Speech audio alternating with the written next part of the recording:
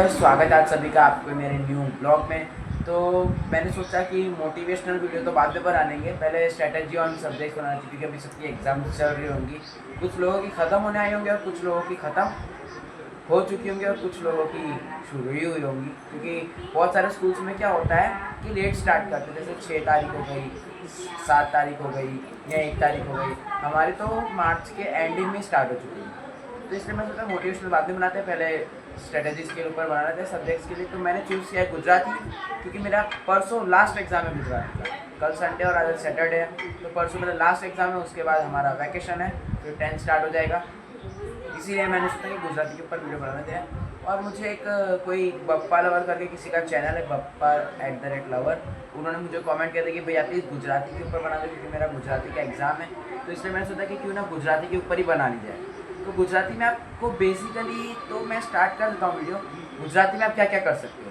गुजराती में आपका मैं सेक्शन ए या सेक्शन बी की बात करूँ तो उसमें क्या होता है, जो MCQs होते हैं ना, MCQs वो बनते हैं आपके चैप्टर के ऊपर से। एक चैप्टर हो गया और चैप्टर का जो इंट्रो होता है ना, वो हो गया, उसके ऊपर से ही बनते हैं आपके MCQs। अब MCQs में आप क्या कर सकते हो, MCQs में होता क्या है कि जो इंट्रो होता है ना, जैसे उसमें हो गया कवि का नाम, और कवि का जन्म कब हुआ, उनकी मृत्यु कब हुई, उनके माता पिता का नाम, उन्होंने कौन कौन सी उपन्यास लिखी हैं और कौन कौन सी बुक लिखी है, उनकी कौन सी बुक बहुत फेमस है, उनके बुक्स के नेम्स भी पूछ लेते हैं कि उन्होंने कौन कौन सी बुक और कविताएँ लिखी हैं, कौन कौन से उपन्यास लिखे हैं, उनका नाम बताओ। फिर चैप्टर में से कुछ अगर इम्पोर्टेंट लगता है वो पूछ लेते हैं। तो ऐसा होता है। अब तो इससे अगर आप चैप्टर पढ़ के जाते हो और इंट्रो पढ़ के जाते हो तो आपके MCQs हो जाएंगे। और बात आती है फिर क्या होता है कि सेक्शन ए में क्वेश्चन आंसर्स भी होते हैं। तो अगर आपने चैप्टर पढ़ा हो और इंट्रो पढ़ा हो तो आप लोग क्वेश्चन आंसर्स खुद भी लिख सकते हो। तो इसलिए मैं आपको बोलता हूँ कि चैप्टर हमेशा पढ़ो और इंट्रो भी पढ़ो।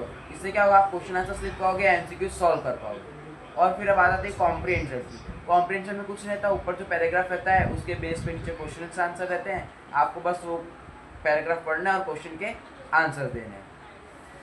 अब क्या होता है कि कभी कभार हमको होता है कि मतलब कोई लाइन दे दी जाती है, उनको उसको लाइन को कंप्लीट करना होता है और वो लाइन चैप्टर में से ही ली जाती है। तो इसलिए क्या होता है कि चैप्टर हमें पढ़ना ही पड़ेगा। चैप्टर पढ़ोगे तभी आपको वो आएगा सॉल्व करने के लिए, तभी आप क्या है सॉल्व कर पाओगे। जैसे कि जो चैप्टर रहते हैं ना, आपको चैप्टर की जो लाइन्स होती है ना उनको कंप्लीट करना होता है। अगर आपको चैप्टर आता होगा तो आपको लाइन भी कंप्लीट कर पाओगे, यानी सॉल्व कर पाओगे। फिर बात आती है हमारी सेक्शन सी यानी ग्रामर पोर्शन की। तो ग्रामर में आपको क्या करना होता है, आपको ग्रामर है ना याद करना पड़ेगा। मतलब जिस चीज़ के जैसे समास हो गया, विशेषण हो गया, वाक्य के प्रकार, ये सब आपको है ना याद करना पड़ेगा।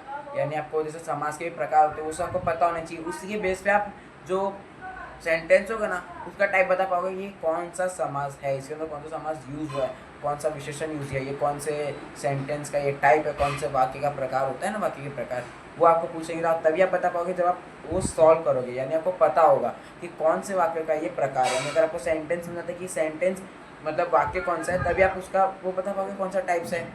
ऐसे आप समास का भी होता है। समास अगर आप पढ़ोगे तो आपको पता चलेगा कि इसमें क्यों ये, जैसा कोई षष्ठी तक पुरुष समास हो गया, आपको फिर वो सेंटेंस बार बार पढ़ोगे, उस टाइप के सेंटेंसेस को सॉल्व करके तभी आपको पता चलेगा कि इसमें षष्ठी तक पुरुष समास लिया क्यों गए हैं। तो ऐसा ही है, आपको ग्रामर पोर्शन पूरा पढ़ना पड़ेगा। और फिर बात आती है, हम लोग बात करते हैं सेक्शन डी की। सेक्शन डी में क्या होता है, जैसे अहवाल हो गया, वार्ता हो गई, पत्र लेखन हो गया, कहानी हो गई, निबंध हो गया। तो ये सब आप लोग क्या करना, आपको खुद से ही पढ़ना होता है।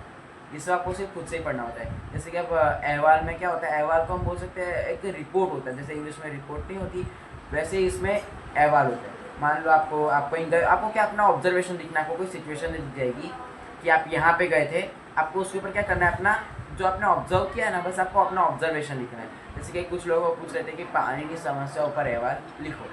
तो क्या होता है कि पानी की समस्या यानी क्या, आपको जब आप जहाँ पे रह रहे हो वहाँ पे जब पानी की समस्या है तो क्या क्या हुआ कि टैंकर आप लोगों ने मंगाया, वहाँ पे बहुत सारे झगड़े हुए, कुछ जिसको ज़रूरत थी उसको पानी मिला ही नहीं, बहुत लोग फालतू में पानी वेस्ट कर रहे थे।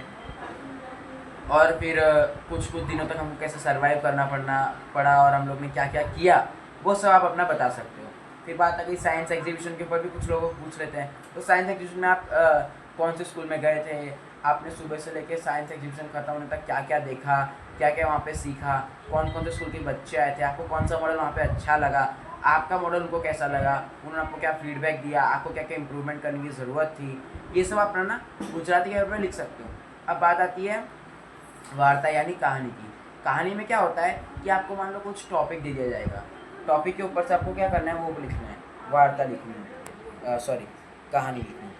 कभी कभार मान लो आपको अगर आपने याद नहीं भी किया है तो टेंशन लेने की ज़रूरत नहीं है। और वहाँ पे जो टॉपिक्स होते हैं वो टॉपिक्स को पिकअप करो, उठाओ और खुद से पूरी कहानी बनाओ। वो टॉपिक्स को उठाने के बाद आपको पूरी कहानी खुद से ही बना देनी है। अगर आपको याद नहीं है, आपने याद नहीं किया, याद है तो फिर आपको जो याद है वो लिख दो। लेकिन अगर नहीं याद है, ऑन द स्पॉट कहानी बनानी, तो टॉपिक उठा के ऑन द स्पॉट कहानी बना, जैसी बने वैसी। ऑलमोस्ट अगर 5 मार्क्स होते तो 3.5 या 4 ऑलमोस्ट 4 3.5 तक मार्क्स तो मिल ही जाएंगे। अगर आपने डिट्टो लिखा हुआ है जैसा मैम ने आपको बोला था तो आपको फुल मार्क्स तो नहीं मिलेंगे, लेकिन 4.5 मार्क्स मिल जाएंगे।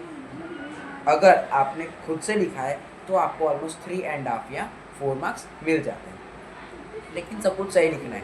मात्रा मिस्टेक अगर आपकी टीचर काटते, अगर आपकी टीचर स्ट्रिक्ट है तो ध्यान देना कि आपकी मात्रा मिस्टेक ना हो। फिर बात आती है, हमने अहवाल की बात कर ली, कहानी की बात कर ली। अब पत्र में क्या होता है कि पत्र आपको अगर आप याद करके जाते हो तो भी सही, लेकिन बेसिकली आपको है ना फॉर्मेट पता होना चाहिए। आपको है ना फॉर्मेट पता होना चाहिए कि राइट साइड में लिखते हैं, लेफ्ट साइड में लिखते हैं, एंडिंग कैसे करते हैं, बीच में आपको अगर कुछ लिखना है तो वो कैसे लिखते हैं।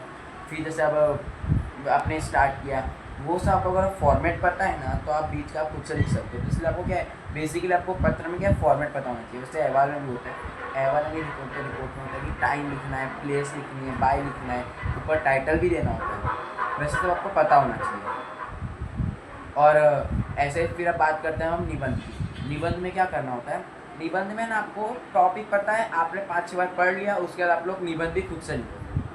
और अगर आपको याद है तो आप याद करके भी लिख सकते हो, और अगर आपको निबंध का टॉपिक आता है समझ में तो आप ओन वर्ड्स में।